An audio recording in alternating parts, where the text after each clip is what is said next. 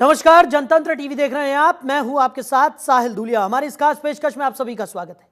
तो रूस यूक्रेन के बीच 3 साल से चली आ रही जंग अब लगता है जल्द ही खत्म होने वाली है। युद्ध में भारी नुकसान झेल रहे यूक्रेन के राष्ट्रपति जेलेंस्की के तेवर अब ढीले पड़ने लगे हैं। जेलेंस्की ने रूस के राष्ट्रपति पुतिन को बातचीत के लिए न्योता भेजा है, यानी अब रूस के आगे यूक्रेन झुकता हुआ नजर आएगा।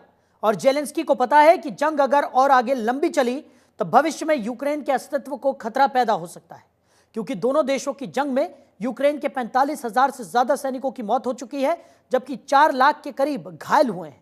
जेलेंस्की का कहना है कि अगर युद्ध विराम ही एकमात्र रास्ता है जिससे यूक्रेन में शांति आ सकती है तो वो हमारा देश जरूर अपनाएगा। अब सवाल यह उठता है कि क्या जेलेंस्की की शर्तों को पुतिन मान जाएंगे या फिर आगे कुछ और यहां पर हमें देखने को मिल सकता है। आज इसी मुद्दे पर करेंगे चर्चा। कुछ खास मेहमान भी हमारे साथ जुड़ेंगे। तो फिलहाल 3 साल से चले आ रहे रूस यूक्रेन युद्ध में अब शांति के आसार नजर आ रहे हैं। जेलेंस्की और पुतिन के बीच में बातचीत होगी और उसके बाद जो ये युद्ध 3 सालों से चल रहा था, माना जा रहा है कि अब वो शांति की राह पर आगे बढ़ता हुआ दिखाई देगा। जेलेंस्की अब युद्ध विराम के लिए तैयार नजर आ रहा है। उनके तेवर भी काफी ढीले पड़ते हुए दिखाई पड़ रहे हैं। जेलेंस्की और यूक्रेन की बात करें तो काफी ज्यादा नुकसान उन्हें उठाना पड़ा है। उनके हजारों सैनिक इस युद्ध में मारे गए हैं, लाखों घायल हुए हैं। ऐसे में अगर यह युद्ध और लंबा चलता है तो उसका खामियाजा यूक्रेन को बहुत भारी पड़ सकता है। और शायद यही वजह है कि अब जेलेंस्की के तेवर थोड़े नरम पड़ते हुए दिखाई दे रहे हैं।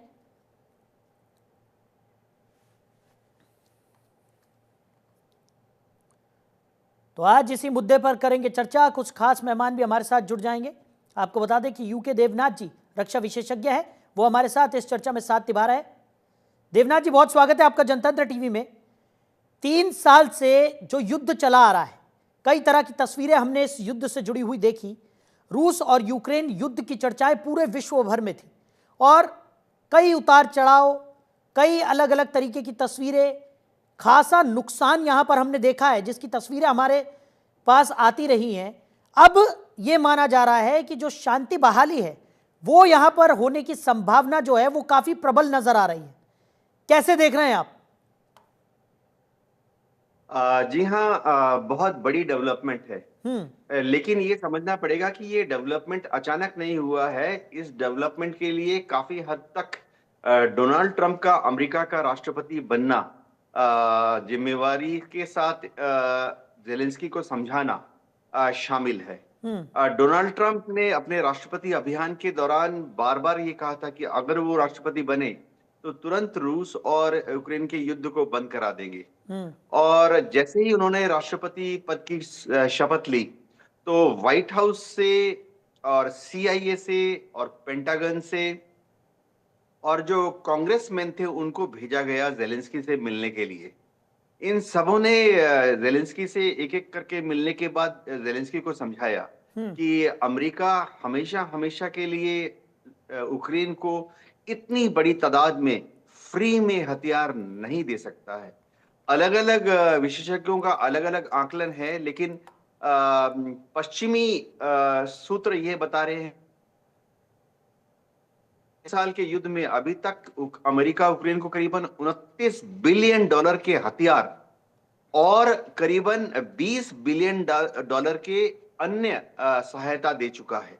तो डोनाल्ड ट्रंप और उनके सहयोगियों ने, एडवाइजर्स ने जेलेंस्की को समझाया है कि अमेरिका अब शायद इस सहायता को रोकेगा तो नहीं, लेकिन थोड़ा कम करने के लिए बाध्य हो रहा है। गौरतलब बात है कि अमेरिकन टैक्स पेयर्स भी, कुछ रिपब्लिकन्स, कुछ डेमोक्रेट्स हमेशा से ही कहते रहे हैं कि अमेरिकन टैक्स पेयर के पैसे से अब और यूक्रेन के वार की फंडिंग नहीं करनी चाहिए। एक और चीज साहिल जो हुई है वो है कि पिछले 3 साल से अमेरिका ने बहुत कोशिश की कि यूरोप के देश, नेटो के देश वो और बड़ी तादाद में जेलेंस्की को, यूक्रेन को हथियार भेजेंगे जी। लेकिन अगर आप देखें पिछले 3 साल में जितने हथियार दिए गए हैं पश्चिमी देशों द्वारा पोलैंड के रास्ते यूक्रेन को, उसमें करीबन 80% अमेरिका ने दिए हैं और महज 10% या 20% ही इंग्लैंड, फ्रांस, जर्मनी या इटली ने दिए हैं। तो ज़ेलेंस्की को अब आस्ते-आस्ते ये बात समझ में आ रही है कि शायद बातचीत करके युद्ध में जो यथास्थिति है, यानी जहाँ पे भी लाइन ऑफ एक्चुअल कंट्रोल है, उसी को कमोबेश मान लेना उचित होगा। जी। ठीक है। पंकज श्रीवास्तव जी भी हमारे साथ जुड़ गए, विदेश मामलों की अच्छी खासी समझ रखते हैं, विदेश मामलों के जानकार हैं। पंकज जी, बहुत स्वागत है आपका जनतंत्र टीवी में। जैसा कि हम चर्चा कर ही रहे थे, देवनाथ जी ने अभी कुछ चीज़ें यहाँ पर बताई, लेकिन जिस तरीके से 3 साल लंबा अभी तक अगर इस युद्ध की हम बात करें तो लगभग 3 साल होने को आए हैं। कई तरह की तस्वीरें हमने देखी है, कई उतार चढ़ाव हमने इस युद्ध में देखे, लाखों की संख्या में सैनिक घायल हुए हैं, हजारों की संख्या में सैनिकों की मौत हुई है और बड़ा खामियाजा जो है वो यूक्रेन को यहां पर उठाना पड़ा है। ऐसे में क्या आपको यही वजह लगती है कि जो जेलेंस्की के तेवर है वो नरम पड़ते हुए दिखाई दे रहे हैं, या इसके पीछे कोई और कारण भी देख पा रहे हैं आप? देखिए, पहले नाटो फोर्सेस ने जो सपोर्ट दे रखा था यूक्रेन को रशिया के खिलाफ, जैसा कि हम सभी जानते हैं कि कोल्ड वॉर के दौरान जो रशिया और अमेरिका में जो जंग शुरू हुई थी, चाहे वो सीधी जंग कभी नहीं हुई है दोनों देशों के बीच में, लेकिन दुनिया के नक्शे के हर देशों में कई एक ऐसे देश हैं जहां पर इन लोगों ने बैटल ग्राउंड अपना बनाया, रण क्षेत्र बनाया और दोनों ने परोक्ष रूप से यह युद्ध लड़ा। अब ये बात जेलेंस्की को डे 1 से समझ में आ जानी चाहिए थी, कहां रूस कहां यूक्रेन, लेकिन वो इनके चढ़ावे में आ गया, इनकी बातों में आ गया नाटो की, और उसने रशिया से एक बहुत बड़ा युद्ध लड़ लिया। अंततः सबसे ज्यादा नुकसान जो है आप सैनिकों तक ही सीमित रहे, लेकिन सैनिकों से कहीं ज्यादा वहां की जो मासूम जनता है, जिसका युद्ध से कोई लेना देना नहीं है, सिर्फ राजनीतिक कारणों की वजह से वहां की जनता इस युद्ध में फंस गई। और देखिए कितने ही हमने 45,100 जो एक आंकड़े दिए जा रहे हैं सैनिक मारे गए, इससे कहीं ज्यादा मासूम लोग मारे गए, बर्बर हत्या हुई है उनकी। उसके बाद इससे कहीं ज्यादा लोग जो हैं वो विस्थापित हुए हैं यूरोप के अलग अलग देशों में। उनके छोटे छोटे बच्चे हैं, उनके महिलाएं हैं, बुजुर्ग लोग हैं, इन्हें किन किन तकलीफों का सामना करना पड़ा। और मौसम जानते हैं वहां पर कितना भीषण होता है, गर्मियां तो निकल जाती हैं लेकिन सर्दियां वहां इतनी भीषण होती हैं कि सर्दियों में आप बाहर रह नहीं सकते। ऐसी स्थिति में उन्हें क्या क्या करना पड़ा, कैसे कैसे उन्होंने झेला, ये सब इसकी इसका जो असर है वो शायद जेलेंस्की पर नहीं पड़ा। जेलेंस्की के ऊपर सबसे बड़ा असर मुझे लगता है ये पड़ा, डोनाल्ड ट्रंप ने जो बोला था कि अब हम सपोर्ट नहीं करेंगे इस युद्ध को, यानी परोक्ष रूप से जो हम हथियार दे रहे थे, पैसा दे रहे थे, वो ना तो हम देंगे, और अगर हम नहीं देंगे तो नाटो के जो दूसरे अलाइड कंट्रीज हैं वो भी नहीं करेंगे। यहां पर जेलेंस्की को लगा कि हम एकदम अकेले पड़ जाएंगे रूस के खिलाफ, और अगर अभी संधि या समझौता नहीं होता है तो रूस अपनी सेना को लेकर के यूक्रेन के पूरे हिस्से पर काबिज हो जाएगा और यूक्रेन का नाम फिर दुनिया के नक्शे से मिट जाएगा और यूक्रेन का विलय रशिया में हो जाएगा। और उसके बाद जो लोग भी अभी बचे खुचे लोग यहाँ यूक्रेन में रह रहे हैं, उन्हें भी वहां से विस्थापित होकर जाना पड़ेगा। तो ये एक, मुझे लगता है कि ये बात शायद जेलेंस्की को देर से आई लेकिन समझ में आ गई, और इसकी वजह से वो संधि के लिए तैयार हो गए हैं। ठीक है, लेकिन पंकज जी, जिस तरीके से आप कह रहे हैं कि नुकसान जो है उसका अंदेशा तो पहले जब इस युद्ध की शुरुआत हुई थी तभी से सब लगा रहे थे कि यूक्रेन को बहुत ज़्यादा खामियाजा भुगतना पड़ेगा, और काफ़ी लंबा समय उसने यहाँ पर ले लिया है। यानी कि इसके पीछे साफ शब्दों में अगर कहें कि जैसा कि आपने भी कहा कि अमेरिका से जो मदद मिल रही थी उस पर पूरी तरह से यूक्रेन जो था वो डिपेंडेबल नजर आ रहा था, और अब जब अमेरिका ने उस मदद को रोकने की बात यहाँ पर कही है तो कहीं ना कहीं जो घबराहट है वो साफ तौर पर देखने को मिल रही है, और ये मजबूरी वाला शांति समझौता यहाँ पर जो है वो अब देखने को मिल जाएगा। जी, निश्चित रूप से ये मजबूरी वाला ही है, क्योंकि रूस के सामने यूक्रेन किसी भी लिहाज से टिक नहीं सकता है, सैनिकों के लिहाज से तो बिल्कुल भी नहीं। और ये बात आपने सही कहा कि जो अभी तक सपोर्ट मिल रहा था नाटो से या अमेरिका से, वो जब बंद करने की बात आई तब जेलेंस्की को लगा कि वो अकेले पड़ जाएंगे इस युद्ध में, इनका साथ कोई नहीं देगा, क्योंकि अमेरिका का वरद हस्त मिलना बहुत जरूरी है। अगर अमेरिका अपना हाथ हटा लेता है यूक्रेन के ऊपर से, दुनिया को कोई भी देश ये यूक्रेन का साथ नहीं देगा। और दूसरी बात, जेलेंस्की के यहां तक भी रणनीतिकार कहते हैं कि यूक्रेन के ऊपर कब्जा करने के लिए या यूक्रेन को युद्ध की आग में झोंकने के लिए बहुत अच्छी रणनीति बनाई गई थी। वहां के जो राजनीतिज्ञ थे पहले के, उन्हें हटाया गया। एक टीवी के कॉमेडियन को राजनीतिज्ञ बना करके वहां पेश किया गया। उनकी अच्छी छवि जनता में बनाने के लिए उन्हें एक्सरसाइज करते हुए, जॉगिंग करते हुए, डिप्लोमेटिक टॉक्स करते हुए दिखाया गया कि वो कितने सीरियस हैं एक्टर होने के साथ साथ भी। लेकिन जेलेंस्की को ये बात समझ में क्यों नहीं आई, ये मैं नहीं समझ पा रहा हूं। हो सकता है आजकल एक शब्द चला है डीप स्टेट, तो मुझे लगता है कि डीप स्टेट का हिस्सा हैं वो ये लोग, ये जेलेंस्की। क्योंकि वोलोदिमीर जेलेंस्की के पास राजनीतिक समझ, जैसा कि हम लोग अभी उनका बैकग्राउंड जानते हैं, उन्हें जरा से भी नहीं थी। वो एक टीवी के एक कॉमेडियन कलाकार होते थे। उनकी एक फिल्म भी आई थी बहुत पहले, जो कि बड़ी पॉपुलर हुई थी, और शायद उस फिल्म के असर को भुनाने के लिए आप देखेंगे, जैसे बांग्लादेश में मोहम्मद यूनुस को डीप स्टेट ने वहां बैठा दिया शेख हसीना को हटा करके। मुझे लगता है कि ठीक यही काम 3 साल पहले या 3.5 या 4 साल पहले जेलेंस्की को वहां काबिज कर दिया गया था, और उसके बाद उसे अमेरिका के लिए एक बैटल ग्राउंड के रूप में तैयार किया गया यूक्रेन को। वहां पर अमेरिका ने हथियारों की टेस्टिंग की, रूस के पावर की टेस्टिंग हो गई कि रूस कितना वो झेल सकता है। हालांकि रूस तो बोल रहा था कि ये 10 दिन का युद्ध है, 10 दिन में हम पूरा यूक्रेन जीत जाएंगे, लेकिन रूस को भी कहीं ना कहीं अंदाजा नहीं था, या फिर कि ये युद्ध इतना लंबा खींचेगा। दूसरी तरफ एक ये भी बात है कि अमेरिका और रूस के मूंछों की लड़ाई यहां पर आ गई थी। जैसे गांव देहात में बोलते हैं, ये लड़ाई जो है इसका कोई मुद्दा है ही नहीं, ये मूंछों की लड़ाई है। तो दोनों अपने अहम की टेस्टिंग कर रहे थे यहां पर। और अंततः अमेरिका का राष्ट्रपति जब एक बिजनेसमैन बनता है, तो वो यहां पर, देखिए, बिजनेसमैन जो है किसी भी चीज को नफे और नुकसान के तौर पर देखते हैं। वो राजनीतिज्ञ के तौर पर नहीं देखते कि भाई हमारे मूंछों की लड़ाई है तो हम उसके लिए कितना भी पैसा झोंक देंगे, कितना भी नुकसान हम करा लेंगे। नहीं, व्यापारी सोचता है कि अगर युद्ध के बजाय सुलह करने में फायदा है तो क्यों ना हम सुलह कर लें। अभी कल ही या परसों गजा के ऊपर जो है इनका ट्रंप का बयान आया था कि वहां की सारी जनता को हटा के हम काबिज हो जाएंगे। तो उसी तरह से यूक्रेन का भी समाधान के लिए शायद इनका जो ये कदम है अमेरिका का, मुझे लगता है कि शांति तो जरूर बहाल हो जाएगी, लेकिन आने वाले दिनों में ये जो पूरा एरिया है ब्लैक सी के आसपास का, ये जो है काफी शांत हो जाएगा। क्योंकि इसके पड़ोसी देश जो है, रोमानिया है, ग्रीस है, और जो बाकी देश हैं, इन इलाकों में भी शांति आएगी। दूसरा, व्यापार में सबसे ज्यादा फायदा मिलने की उम्मीद है। ठीक है, लगातार हम चर्चा कर रहे हैं रूस यूक्रेन युद्ध को लेकर।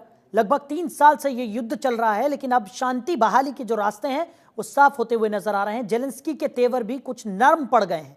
आज इन्हीं मुद्दों पर चर्चा कर रहे हैं यूके देवनाथ जी, डिफेंस एक्सपर्ट हैं, वो हमारे साथ लगातार बने हुए हैं। पंकज श्रीवास्तव जी, विदेश मामलों के जानकार हैं, वो भी हमारे साथ इस चर्चा में साथ निभा रहे हैं। देवनाथ जी, ब्रेक पर जाने से पहले पंकज जी ने कुछ बातें यहां पर रखी, जिनमें से एक महत्वपूर्ण बात यह थी कि अहम की लड़ाई यहां पर देखने को मिल रही थी। लेकिन मुझे ऐसा लगता है कि अहम के साथ साथ कहीं ना कहीं जेलेंस्की ने शुरुआती दौर में जिस तरीके से इस युद्ध को आगे बढ़ाया, क्योंकि रूस की तरफ से सीधे तौर पर यह कह दिया गया था कि 10 दिनों की लड़ाई है, 10 दिन में हम कुछ ऐसा कर देंगे कि यूक्रेन जो है वो घुटने टेकने पर मजबूर हो जाएगा और 10 दिन में यह लड़ाई जो है वो खत्म हो जाएगी। लेकिन यह लड़ाई 3 साल तक चलती रही और अब भी शांति बहाली को लेकर, शांति प्रस्ताव को लेकर बातचीत यहां पर करनी पड़ रही है। अब ऐसे में कहीं ना कहीं यूक्रेन की तरफ से यह संदेश देने की भी कोशिश की गई होगी कि हम कमजोर नहीं हैं, हमें इतने हल्के में मत आंकिए कि 10 दिन में आप इस युद्ध को खत्म करने की बात कर रहे हैं। तो अहम की लड़ाई के साथ साथ कहीं ना कहीं अपनी साख बचाने की जो लड़ाई थी वो भी यहां पर यूक्रेन लड़ता रहा है। क्या कहेंगे? साहिल, ये समझना पड़ेगा कि जेलेंस्की को एक चीज मालूम है कि जिस दिन ये युद्ध खत्म हुआ, युद्ध के खत्म होने के तुरंत बाद ही पश्चिमी देश, अमेरिका भी शायद ये बोलेंगे कि यूक्रेन में अब इलेक्शन हो जाने चाहिए। तो जेलेंस्की को मालूम है कि अगर इलेक्शन होते हैं तो यूक्रेन का काफी बड़ा एक हिस्सा ऐसा है जो कि इस युद्ध के विरोध में है। ऐसा नहीं है कि 100% यूक्रेन के लोग जो हैं वो जेलेंस्की के पीछे चल रहे हैं। और अब आस्ते आस्ते जैसे युद्ध आगे बढ़ रहा है, जो असलियत है इस युद्ध की खुल के आम लोगों के सामने आ रही है। अमेरिका के जितने कैपिटलिस्ट हैं, ये याद रखना पड़ेगा कि रिपब्लिकन पार्टी अभी पावर में है, डोनाल्ड ट्रंप पावर में है, रियल एस्टेट में डील कर रहे हैं। अंदर खबर ये है कि हर रोज अमेरिका से जो रियल एस्टेट डीलर्स हैं, धनाढ्य लोग हैं, वो हर रोज पोलैंड के रास्ते यूक्रेन जा रहे हैं और बड़े बड़े लैंड पार्सल खरीद रहे हैं लॉन्ग टर्म लीज पे, 50 साल की लीज पर, 90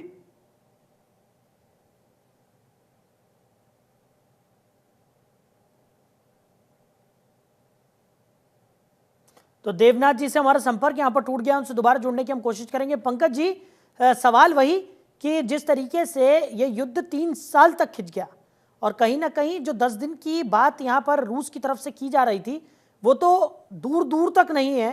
3 साल से लगातार स्थितियां बदली, कई सारी चीजें यहाँ पर बदलती हुई नजर आई। कौन कौन से वो महत्वपूर्ण फैक्टर्स हैं जिन्होंने इस युद्ध को सबसे ज्यादा प्रभावित किया आपको लगता है? देखिए, सबसे पहले तो आम जन की हानि हुई। सबसे पहले जो जनता का जीवन था वो पूरी तरह तबाह और बर्बाद हो गया। व्यापार की हुई, शांति की तबाही हुई। आप जानते होंगे कि ये जो बुल्गारिया के माफ कीजिएगा, ये यूक्रेन के जो पड़ोसी देश हैं, आपके मोल्डोवा हो गए, चाहे आपका ये बुल्गारिया हो गया, ग्रीस हो गया, ये सारे देश जो है, रोमानिया हो गया, ये सारे देश जो है, इनके और पड़ोसी देश जो है, ये सब देश किसी न किसी रूप में ब्लैक सी पर निर्भर करते हैं। और ब्लैक सी जो है वो इस्तांबुल के रास्ते, इस्तांबुल जो है वो तुर्की का वो इलाका है और वहीं से थोड़ी दूर बाद ग्रीस शुरू हो जाता है। इस्तांबुल से ये आपका जो पूरा व्यापार है ये शुरू हो जाता है आपका यूरोप से होता हुआ फिर अफ्रीका और एशिया और अमेरिका कहीं ये जाता है। ये रास्ता जो है अभी तक एक तरह से व्याधित पड़ा हुआ था। तो इसके बाद ये जो युद्ध खत्म हो जाएगा, इसके बाद यहां से व्यापार शुरू होगा। दुनिया में जो महंगाई थोड़ी बढ़ गई है इस युद्ध की वजह से, पिछले 3 वर्षों में आपने भी देखा, हम सब ने देखा, तो वो महंगाई पर थोड़ी लगाम लगेगी और जो उत्पादों की आपूर्ति है उसमें जो व्यवधान पड़ा हुआ था वो खत्म होगा। तो आप ये मान चलिए कि ये युद्ध खत्म हो जाने के बाद कुछ हद तक खुशहाली आएगी। और जहां तक देवनाथ साहब बता रहे थे रियल एस्टेट में जरूर अमेरिका आएगा, क्योंकि अमेरिका किसी भी युद्ध में जब मदद करता है तो वो अपना आर्थिक फायदा जरूर देखता है, बिना आर्थिक फायदा का ये काम करता नहीं है। तो ऐसी कंडीशन में आप देखिए कि अब जो है अमेरिका का सीधे तौर पर फायदा होगा।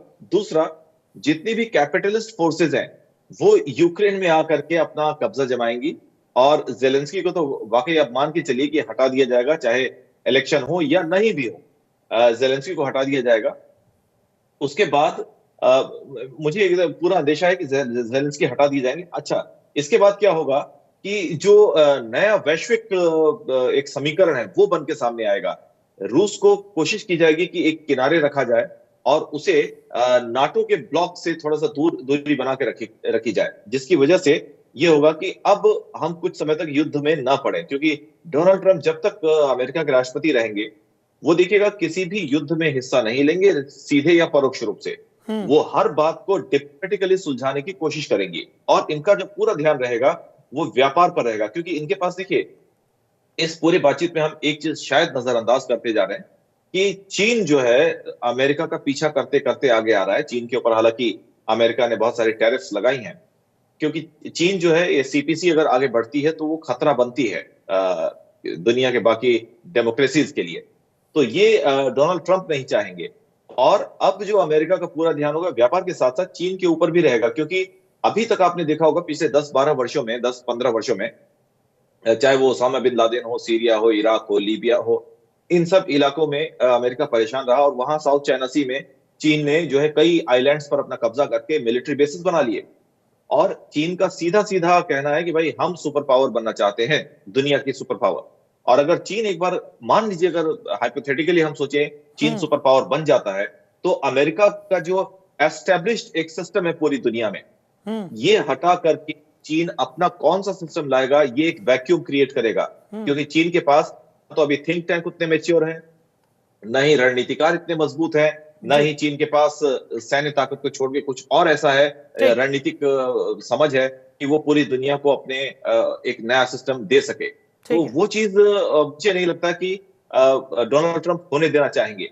डोनाल्ड ट्रंप का पूरा ध्यान अब जो है अमेरिका की जो CIA है या फिर और दूसरे जो पेंटागन है, उनका ध्यान अमेरिका, चीन को आगे बढ़ने से रोकना है। तो इसलिए दुनिया में चाहे वो इजराइल वाला जंग हो, चाहे यूक्रेन रूस की जंग हो, इसे खत्म करके पूरा चीन की तरफ और व्यापार की तरफ लगाएंगे। ठीक है, देवनाथ जी भी हमारे साथ एक बार फिर से जुड़ गए हैं। देवनाथ जी, बीच में आपकी आवाज थोड़ी सी इंटरप्ट हो गई थी, लेकिन जिस तरीके से हम चर्चा कर रहे हैं, अगर ये शांति बहाली हो जाती है, क्योंकि अब जो शांति बहाली का रास्ता है वो तेजी के साथ अग्रसर होता हुआ यहाँ पर दिखाई पड़ रहा है, अगर ये शांति बहाली हो जाती है तो कितना इम्पैक्ट विश्व पर पड़ेगा आपके लिहाज से, और आपका आकलन क्या कहता है, कितनी जल्दी स्थितियां जो हैं वो सुधरती हुई नजर आएंगी?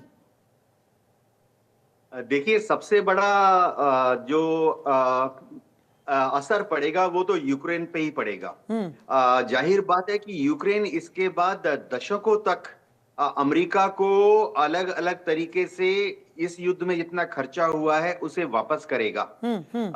हम जर्मनी और जापान को देख चुके हैं, वो आज तक द्वितीय विश्व युद्ध में जो अमेरिका ने उनसे निकालना वसूली करना शुरू किया, वो आज तक येन के इन प्रकारेण चल रहा है। ठीक। डोनाल्ड ट्रंप ने पिछले हफ्ते कहा था कि उन्हें यूक्रेन का रेयर अर्थ मिनरल्स चाहिए ताकि वह यूक्रेन को भविष्य में रीबिल्डिंग के लिए, रिकंस्ट्रक्शन के लिए मदद कर सके।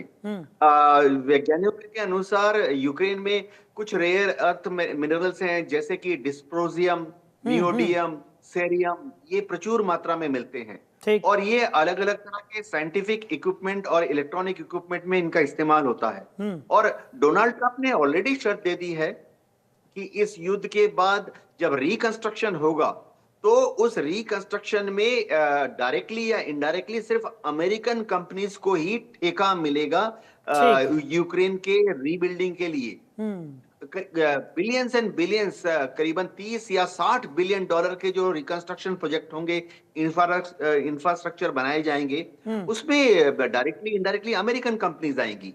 हाँ, इससे यूरोप पे ये फर्क पड़ेगा कि यूरोप को एक बार फिर से यकीन हो जाएगा कि वो जो अमेरिका को सपोर्ट करते हैं, यूरोप के देश, नेटो के भी मेंबर हैं, उसका एक तरीका है, अमेरिका उनसे भविष्य में यूरोप के देशों से भी वसूली करता रहेगा। ठीक है सर। जी साहिब। चलिए देवनाथ जी, पंकज जी, आपने अपनी कीमती समय हमारे साथ साझा किया और इस चर्चा में साथ निभाया, इसके लिए आपका बहुत शुक्रिया। समय की कमी के चलते हमें इस चर्चा को यहीं विराम देना होगा। तो रूस यूक्रेन युद्ध को लगभग 3 साल बीत चुके हैं, लेकिन अब शांति बहाली का जो रास्ता है वो साफ तौर पर नजर आता हुआ दिखाई दे रहा है। अब अगर आने वाले समय में शांति बहाली होती है तो इसका विश्व पर कितना असर पड़ेगा, इस पर भी नजर बनी रहेगी। फिलहाल हमारी इस खास पेशकश में इतना ही। बने रहिए और देखते रहिए जनतंत्र टीवी। नमस्कार।